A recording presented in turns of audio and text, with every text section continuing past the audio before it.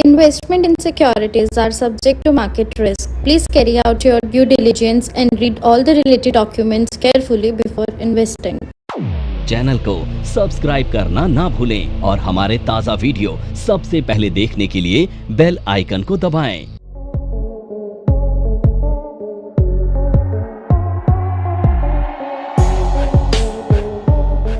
नमस्कार दोस्तों, आइए इस नए साल की इस दूसरी कड़ी में हम आपको बताने जा रहे हैं कि इनकम के टैक्स के जो नया एक्ट आने वाला है 1 अप्रैल से, उसमें क्या क्या की चेंजेस हैं, क्या क्या चीज़ें हैं जो कि आपके लिए जानना ज़रूरी है। और वो डे 1 से, क्योंकि अगर आप कहते हैं कि अभी 2 जनवरी आज है तो ऑब्वियसली आपको 1 अप्रैल से ही ये अप्लाई करना होगा। तो इस चीज़ को भली बात ही आप समझ लीजिए, क्योंकि आपके पास टाइम नहीं है, क्योंकि आप मार्च में तो टोटली आप क्लोजिंग में लग जाएंगे। आपके पास जनवरी है, एंजॉय कर रहे हैं, साथ ही साथ नॉलेज बढ़ाइए। फरवरी मार्च के बाद तो ये स्टार्ट ही हो जाएगा डे 1 से। तो आइए हम आपको बताते हैं क्या क्या नया चेंजेस हैं, जो कि की चेंजेस हैं 2025 इनकम टैक्स एक्ट में, जो कि आपके लिए फ़ायदे का होगा और ये आपको इन्फॉर्मेशन चाहिए। तो चेंज क्या क्या इफ़ेक्ट करता है, तो let us start one by one. तो सबसे पहले हम चले आते हैं, अभी तक हमने देखा जो हमारा इनकम था, टैक्स फ्री इनकम कितने थे, 6 लाख का था हमारा टैक्स फ्री इनकम, जो कि गवर्नमेंट ने इसको एक्सटेंड कर दिया। नए फाइनेंशियल ईयर से ये क्या कर दिया गया, 6 लाख से बढ़ा के 12 लाख कर दिया गया। ये टैक्स फ्री इनकम है। और फिर इसमें क्या है, आपको एक स्टैंडर्ड डिडक्शन दिया गया। अगर आप सैलरीड हैं तो आपको एक स्टैंडर्ड डिडक्शंस मिला। वो स्टैंडर्ड डिडक्शन सेक्शन 16 में आता है और इसमें आपको 75,000 का स्ट्रेट अवे स्टैंडर्ड डिडक्शंस मिल गया। तो आपका टैक्सेबल इनकम कितना हो गया, 12 लाख। एग्जम्प्टेड इनकम क्या है, 12,75,000 अगर आप सैलरीड हैं। और फिर आपको 12,75,000 तक का जो है आप स्टैंडर्ड डिडक्शंस को इंक्लूड करेंगे तो ये आपका एग्जम्प्टेड हो गया। ये तो हो गया आपके एग्जम्प्टेड इनकम, ये हो गया। अब आते हैं हम स्लैब की बात करते हैं। तो स्लैब ये है कि अगर 4 लाख रुपए आप कमाते हैं, 4 लाख आप कमा रहे हैं तो आपको 0 टैक्स, नहीं टैक्स देना है। लेकिन 4 लाख से लेके 8 लाख रुपए तक 5% आपको टैक्स देना है। तो ये हो गया करीब 4 लाख रुपए का 5%, तो यहाँ पे आपका टैक्स बन गया 20,000 रुपये। फिर अगर आपका 8 लाख से लेके 12 लाख तक का, ये 4-4 लाख का स्लैब है, तो 8 लाख से लेके 12 लाख ये भी 4 लाख का स्लैब है। तो अगर आप इस स्लैब में आते हैं तो आपको कितना है, 20,000 तो हो गया आपका 8 लाख तक, और 8 से 12 लाख तक का आपका हो गया 10%, यानी 40,000 ये हो गया। फिर आपका 12 लाख से लेके 16 लाख तक अगर आपका इनकम है तो ये आपका स्लैब बढ़ गया आपका करीबन 15% इसका, यानी 60,000 ये भी हो गया, 60,000 यहाँ बना। और अगर आपका 16 लाख से लेके 20 लाख तक का इनकम है। नमस्कार दोस्तों, मैं नेहा। अब बच्चों ने 12th के रिजल्ट्स ले लिए हैं, 12th में पास हो गए हैं, बहुत अच्छी परसेंटेज आ गई है। बट अब क्या करें? NIFM के बारे में जैसा आप लोग जानते ही हैं कि NIFM जो है वो बेस्ट इंस्टीट्यूट है जो फाइनेंशियल मार्केट, फाइनेंशियल अकाउंटिंग के कोर्सेज प्रोवाइड करता है। और हम लोग जो स्पेशलाइज्ड हैं वो अपनी प्रैक्टिकल नॉलेज के लिए है। आज मैं जिस कोर्स के बारे में बात करना चाह रही हूँ वो कोर्स है advance diploma in financial accounting, auditing and business taxation. जी हाँ, 12th क्लास में कॉमर्स बैकग्राउंड के स्टूडेंट्स अब क्या करें? अकाउंटिंग सेक्शन में अपना करियर बनाने के लिए आपके पास बहुत सारी अपॉर्चुनिटीज हैं। आज हर एक कंपनी 2 से 3 अकाउंटेंट को रिक्रूट करती है। और अगर हम बात करें बड़ी बड़ी कंपनीज की तो पूरे अकाउंट्स की एक टीम होती है जिसके अंदर 50 से 100 लोग काम करते हैं। हर सेक्शन के लिए, हर डिवीजन के लिए अलग अलग इंसान की जरूरत होती है। तो वो इंसान आप क्यों नहीं है? आप वो इंसान तभी बन सकते हैं जब आपके पास किसी डिग्री के साथ साथ कोई प्रोफेशनल क्वालिफिकेशन होती है।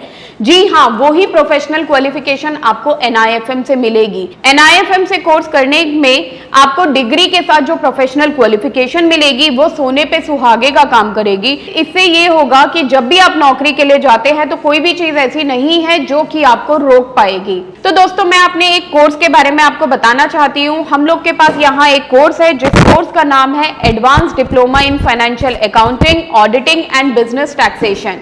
ये 1 ईयर का कोर्स है जिसके अंदर 9 मंथ्स की आपको ट्रेनिंग दी जाती है प्लस 3 मंथ्स की आपको इंटर्नशिप दिया जाता है जो कि ऑन जॉब ट्रेनिंग होती है। हमारा जो कोर्स है उसके अंदर टोटल 10 मॉड्यूल्स होते हैं जिसमें accounting, GST, tally, ERP 9, companies act, payroll management, ESI and PF and MIS system, ये सारी चीजें आपको उसमें सिखाई जाएंगी। तो दोस्तों फिर इंतजार किस चीज का है, प्लीज नीचे दिए गए नंबरों पर कांटेक्ट कीजिए।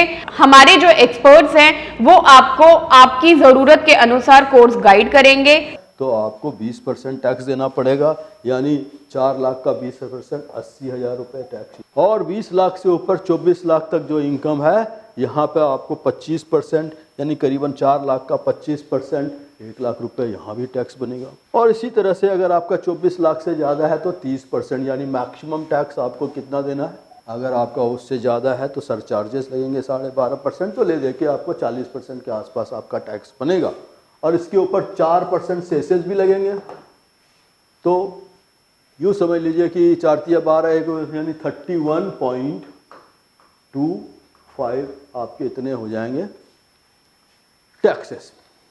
अब आपको ध्यान रखना है, क्योंकि फाइनेंशियल ईयर 1 अप्रैल से चल रहा है, तो आपको ध्यान रखना है कि इसमें किस तरह से सेविंग किया जाए, टैक्स फ्री सेविंग किया जाए या कुछ ऐसे सेविंग किया जाए ताकि आपका टैक्स बचे। तो let's say will see that one by one कि इसमें कौन सा सेविंग किया जाए ताकि आपका टैक्स बच पाए, और उसके लिए हम यहाँ पे बताएंगे। तो देखिए, इन्हेंसमेंट ऑफ द TDS और TCS याद रखिएगा।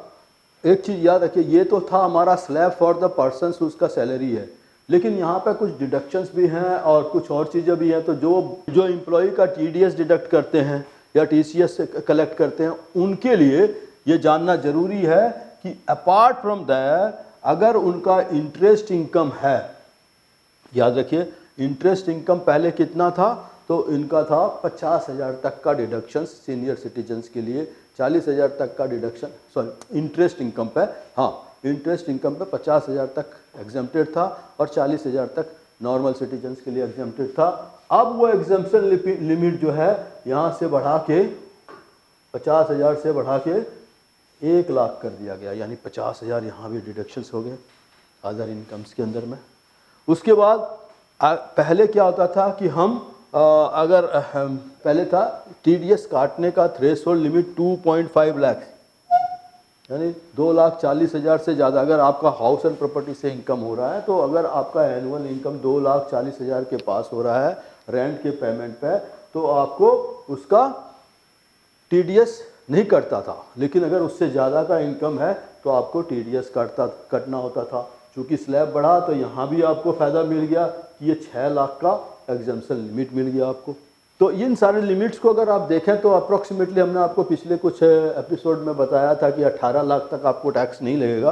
तो ये है ये सारी चीज़ें। तो जो हमारे अकाउंटेंट हैं या जो प्रोफेशनल्स हैं जो कि सैलरी पर TDS काटते हैं या TDS काट के पेमेंट करते हैं, तो उनके लिए ये बहुत ही इम्पोर्टेंट की इन्फॉर्मेशन है। NIFM के पास बहुत सारे कोर्सेज हैं, जिनमें से एक कोर्स के बारे में मैं अभी आपको इस वीडियो के माध्यम से बताना चाहती हूँ। कोर्स का नाम है advance level of smart investor. ये जो कोर्स है उन्हीं लोगों के लिए बनाया गया है जो इस मार्केट में काम करना चाहते हैं, इस मार्केट से पैसा कमाना चाहते हैं। क्या क्या चीज़ें ज़रूरी होती हैं ट्रेडिंग करने के लिए या इन्वेस्टमेंट करने के लिए, वो सारी चीज़ें हम लोग अपने इस कोर्स के माध्यम से आपको सिखाते हैं। सबसे पहले इस मार्केट में एंटर करने से पहले हमें बेसिक चीज़ों की नॉलेज होना बहुत ज़रूरी है। जैसे कि हमें पता होना चाहिए इक्विटी मार्केट क्या है, हमें पता होना चाहिए फ्यूचर एंड ऑप्शन मार्केट क्या है, कमोडिटी मार्केट क्या है, करेंसी मार्केट क्या है, इंडियन मार्केट्स क्या होती हैं, बाहर की मार्केट्स क्या होती हैं, उनमें किस तरीके से काम होता है, कैसे काम होता है, कैसे चीज़ों को खरीदना है, कैसे बेचना है। दोस्तों, इन सभी चीज़ों के लिए हमारा एक ऑल इन वन कोर्स है जिसका नाम है advance level of smart investor. Advance level of smart investor के अंदर हम लोग 70% 70% प्रैक्टिकल ट्रेनिंग देते हैं, आप खुद चीजों को प्रैक्टिकली समझ सकें। NIFM की बहुत सारी ब्रांचेस हैं, हमारे जो ट्रेनर्स हैं वो मार्केट के एक्सपर्ट्स हैं जिनके पास 15 से 20 साल का एक्सपीरियंस है।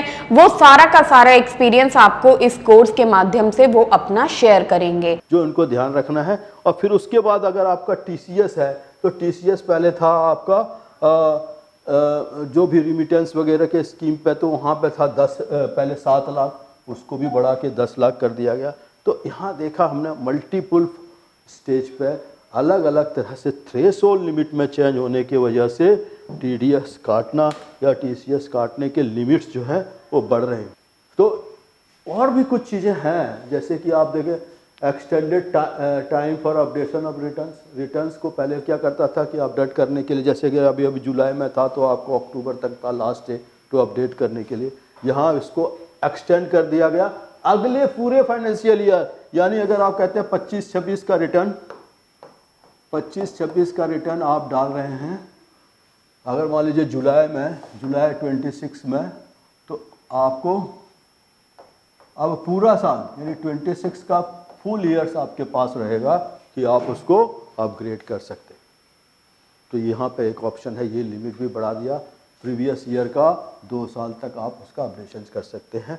That is what treatment of ULIP employ link pension की स्कीम है, या आप VDA यानी वर्चुअल डिजिटल असेसमेंट के थ्रू अगर आप कर रहे हैं तो यहाँ प्रीमियम एक्सीड अगर 25 लाख से ज़्यादा है तो वहाँ पर भी टैक्स लगेगा, नहीं तो नहीं लगेगा। तो ये सारे चीज़ों को ध्यान रखना है। फिर आता है legislation of the income tax act है चेंज। अब हम क्या कहेंगे, इनकम टैक्स एक्ट 2025, पहले क्या था इनकम टैक्स एक्ट 1961, अब वो 2025 का है। तो ये अप्लाई होगा फ्रॉम द फर्स्ट, तो पहले 1961 का जो एक्ट था उसको चेंज करके, और ये कब से अप्लाई होगा, तो 1 अप्रैल 2026 से। तो ये कुछ सिस्टमेटिक चेंजेस है। प्रीवियस ईयर, असेसमेंट ईयर कुछ करने की ज़रूरत नहीं, सीधा टैक्सेबल ईयर तो ईज कर दिया आपको। These are the key changes which will be helpful to. तो दोस्तों, जैसे कि हमने डिस्कस किया, इनकम टैक्स के रूल में बहुत सारे चेंजेस हैं। धीरे धीरे हम आपको उस रूल्स के बारे में बताएंगे और फिर अपडेट कराएंगे आपको, ताकि आप इनसे अछूता ना रहें। और 1 अप्रैल 2024 से जो आपका फाइनेंशियल ईयर स्टार्ट हो रहा है, तब से नए एक्ट के हिसाब से आपको चलना है, पुराना कुछ नहीं चलेगा। थ्रेशोल्ड लिमिट चेंज हो गया, TDS काटना है तो क्या क्या लिमिट्स है उसके अपडेट्स आपको हम देते रहेंगे टाइम टू टाइम। फिर हमने देखा TCS के अपडेट्स। तो इन सारी चीज़ों को ध्यानपूर्वक सुनिए, अपडेट कीजिए। कोई कंक्लूज़न चाहिए, कोई आपको हेल्प चाहिए या असिस्टेंस चाहिए, तो आप नीचे मेरे इस मैसेज पर एक मैसेज कर दीजिएगा, we will contact you back. Thank you for being with us, welcome and hope for the नए साल आपके बहुत अच्छा रहे।